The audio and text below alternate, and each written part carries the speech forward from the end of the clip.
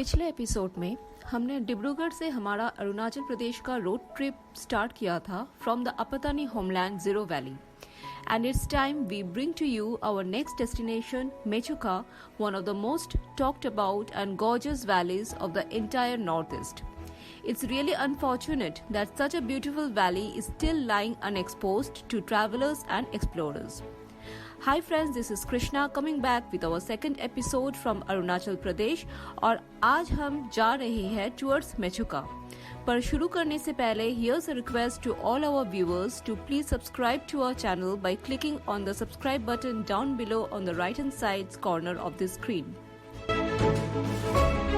Zero से मेचुका का distance है अप्रॉक्स प्लस 500 किलोमीटर्स और ये डिस्टेंस एक दिन में कवर करना नामुमकिन है। कोई भी कहीं से भी आए बाय रोड मेचुका जाने के लिए वेस्ट सियांग डिस्ट्रिक्ट के हेडक्वार्टर्स आलोंग में नाइट स्टे करना जरूरी है। अगर आप रोड मैप देखो तो दो रूट्स है जिससे आप जीरो से आलोंग पहुंच सकते हो। एक है NH15 जो असम से गुजरता है धेमाजी सिलापत्थर होके। इसमें डिस्टेंस कवर ज्यादा तो होता है विच इज अप्रॉक्स 350 किलोमीटर्स, पर रास्ता अच्छा होने के कारण आप कंपैरेटिवली जल्दी आलो पहुंचते हो। दूसरा रास्ता NH13 अरुणाचल में से ही गुजरता है गोइंग वाया डपोरिजो। इस रूट में डिस्टेंस कम तो होता है लगभग 300 किलोमीटर्स, पर रास्ता का हालत काफी खराब है जिससे टाइम थोड़ा ज्यादा लग जाता है। जीरो से निकल के हम लोग यही रास्ता लिए just to do a recce of the road condition going via डपोरिजो।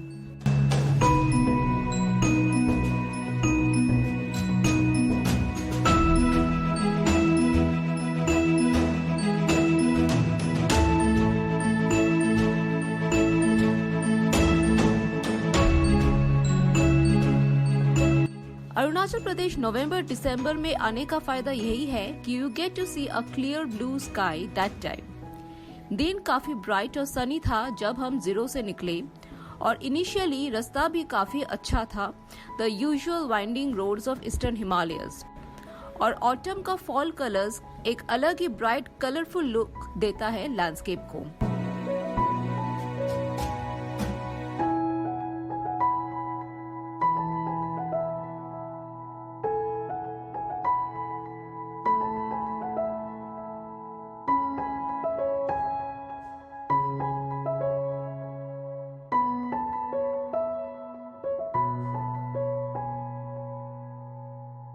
अच्छा रास्ता कुछ दूर तक ही साथी रहा हम लोगों का। जैसे जैसे हम आगे बढ़ते गए रोड्स और नैरो और स्लशी होने लगा। रास्ते के एक तरफ गहरा खाई, दूसरे तरफ घने जंगल और सुनसान रास्तों में से चलना काफी एडवेंचरस था। रास्ते में लोग, मार्केट, घर ना के बराबर ही देखने को मिला हमें। और नवंबर में अगर रास्ता का हालत ऐसा है तो मई जून में बारिश के टाइम इस रास्ते से आना काफी मुश्किल हो सकता है। Eastern Himalayan roads are typically slushy due to heavy rainfall in this region for the major part of the year. बारिश के टाइम इस तरफ आना will come with its own hazards. यहाँ डिस्टेंस नहीं रास्तों का हालत डिसाइड करता है कि कोई भी डेस्टिनेशन पहुँचने में कितना टाइम लग सकता है।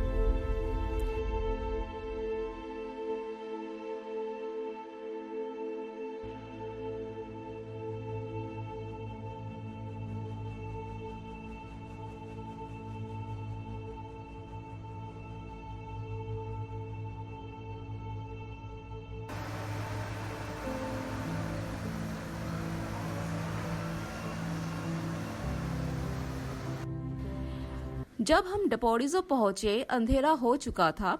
दूर से सुबानसिरी नदी के किनारे बसी डपोरिजो टाउन आसमान में चमकती हुई सितारे जैसी चमक रही थी। डपोरिजो मार्केट में काफी भीड़ था। पूरा दिन सुनसान रास्तों पे चल के Daporijo was quite a highlight for us. Daporijo छोड़ने के बाद कुछ दूर जाके एक लोकल शॉप मिला जहां हम मैगी एंड टी ब्रेक लिए। आलो तक आने में रास्ता जितना अंधेरा और सुनसान था उतना फॉगी भी था। काफी रात हो गई थी जब हम आलो पहुंचे। It was more less a 10-hour drive starting from Ziro to Aalo via Daporijo. Arunachal Pradesh के अपकमिंग टूरिज्म रडार में जीरो मेचुका जितना हाईलाइटेड है, Aalo somehow has missed out on that and till now acts only as a stay location en route to Mechuka. But आप explore करना चाहो तो आलो में भी काफी कुछ देखने लायक जगह है। Sipu and Siyom river confluence में बसी Aalo is in itself a pictures town and the headquarters of West Siang district.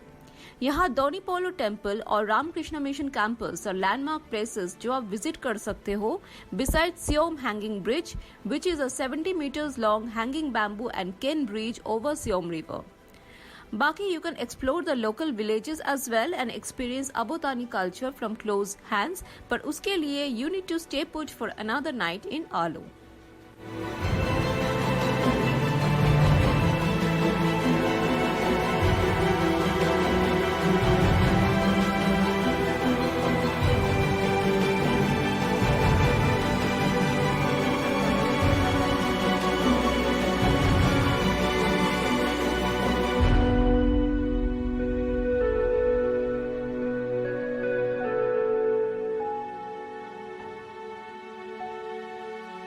आलो से मेचुका अप्रॉक्स 186 किलोमीटर्स है और ये डिस्टेंस कवर करने में आपको पूरा दिन लग जाता है, another 10 to 12 hours distance.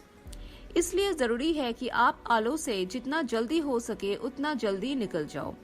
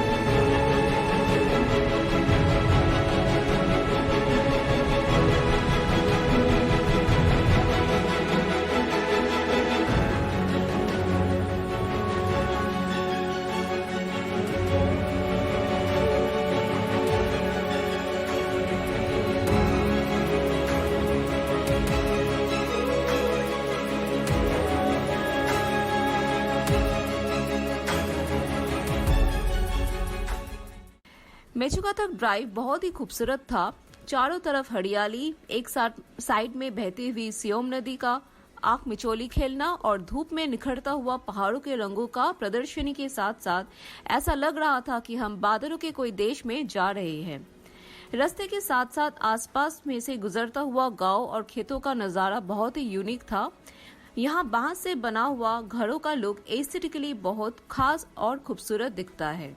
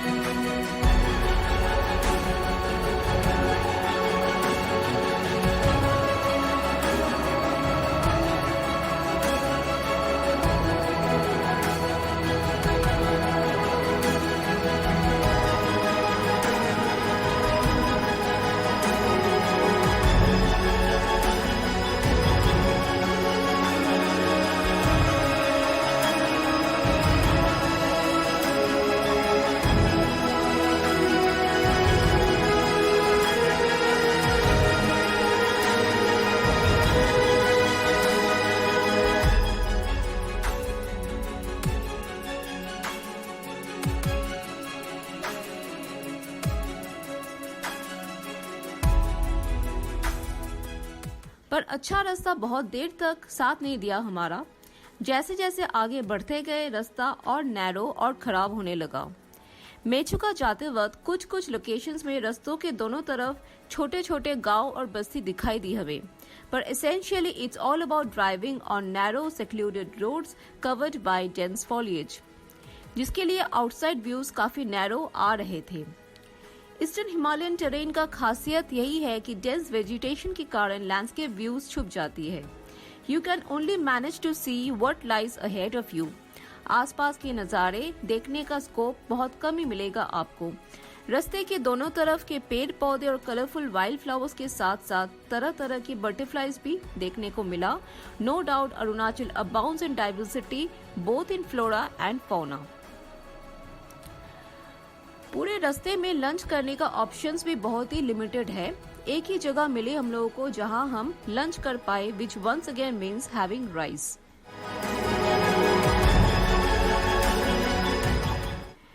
Mechuka से कुछ दूर पहले सिको दिदो वाटरफॉल और एक इम्पोर्टेंट माइलस्टोन है जहां आप कुछ टाइम के लिए ब्रेक ले सकते हो। अप्रॉक्स 200 मीटर्स हाइट की ये फॉल एक प्लंज पूल में गिरता है और फॉल का फ्लो काफी हैवी है। स्टिफ क्लिफ और चारों तरफ हरियाली के बैकग्राउंड में काफी खूबसूरत लगता है ये फॉल।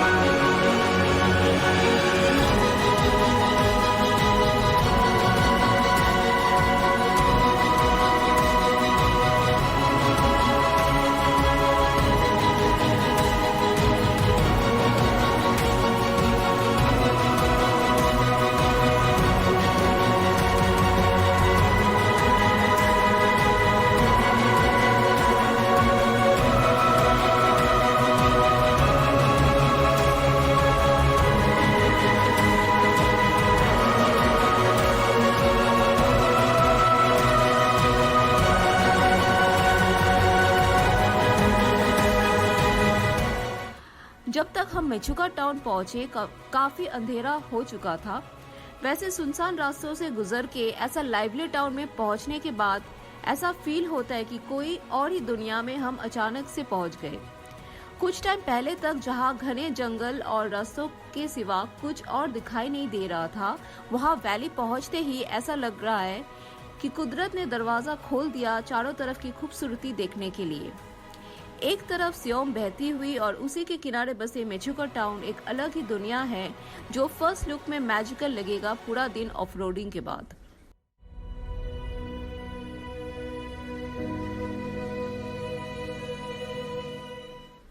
आज यही तक रहा। We will come back with more from Mechuka in our next episode. Till then stay tuned, stay safe. Thank you.